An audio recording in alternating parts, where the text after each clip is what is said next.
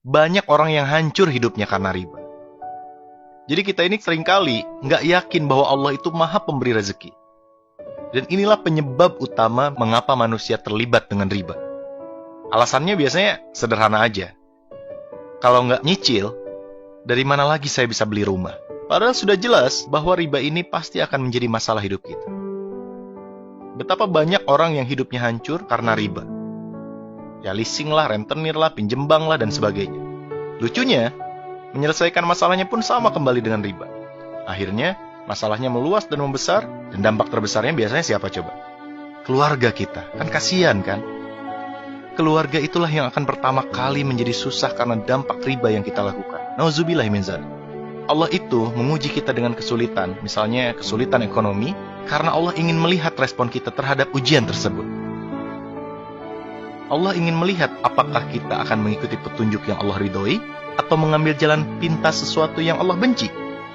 Coba bayangin, andai saja kita sabar dan hanya bertindak sesuai dengan apa yang Allah ridhoi, yakinlah ujian kita itu akan lulus dan mendapatkan hadiah berupa solusi untuk terurainya masalah hidup kita. Tapi sayangnya nih, kebanyakan manusia selalu kembali memilih jalan yang Allah benci. Hingga akhirnya apa coba? Hidupnya semakin susah di dunia, dan semua itu belum ada apa-apanya dibandingkan ancaman Allah kelak di akhirat. Padahal, Allah pasti memberi solusi dan jalan keluar dari masalah hidup kita. Yakinlah, itu janjinya. Sungguh, sahabatku semuanya, Allah melaknat para pelaku riba beserta saksi-saksinya, atau mereka yang memahami dan mengetahui transaksi riba. Hai orang-orang yang beriman, janganlah kamu memakan riba dengan berlipat ganda dan bertakwalah kepada Allah, supaya kamu mendapatkan keberuntungan. Hai orang-orang yang beriman, bertakwalah kepada Allah dan tinggalkanlah sisa-sisa dari berbagai jenis riba, jika kamu adalah orang-orang yang beriman. Maka jika kamu mengerjakan riba, ketahuilah bahwa Allah dan Rasul-Nya akan memerangimu. Dan jika kamu bertobat, maka bagimu pokok hartamu. Kamu tidak menganiaya dan tidak pula dianiaya. Tuh coba bayangin teman-teman. Allah dan Rasul-Nya akan memerangimu. Nih bayangin nih, kelak besok lusa di akhirat kita melihat Nabi Muhammad SAW, kita ingin memeluk Rasulullah, kita ingin mencium tangannya, kita mencintai dan merindukannya, tapi tiba-tiba Rasulullah mengangkat pedangnya dan berkata, engkaukah yang selama ini menantang berperang dengan Allah dan denganku? Nauzubillah min dzalik.